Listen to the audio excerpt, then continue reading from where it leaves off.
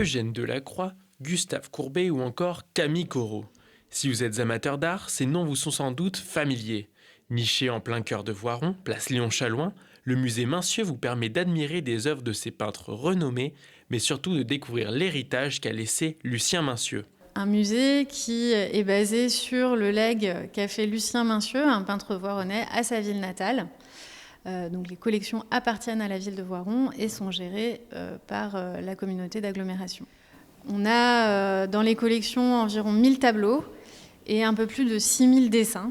On est sur une petite centaine d'œuvres exposées, le reste doit rester en réserve.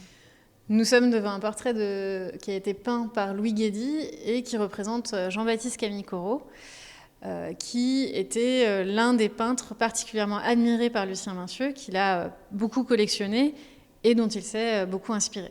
Et des œuvres d'artistes ayant aussi bien inspiré que côtoyé sont réunies pour un événement exceptionnel jusqu'au 15 juin. Les Orients de Mincieux, c'est la première exposition temporaire qu'organise le musée depuis 2016. Et cette dernière fait la part belle au voyage. Le voyage est une thématique centrale, évidemment, de la peinture orientaliste. C'est aussi une thématique très importante pour Lucien Mincieux, pour le recontextualiser.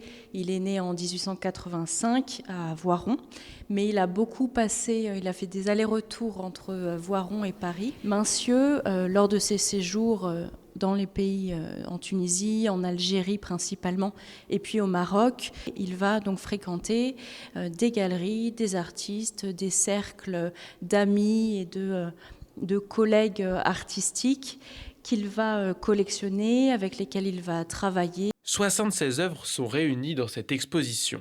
Certaines font partie de la collection permanente du musée, d'autres ont été prêtées, mais toutes suivent deux thématiques.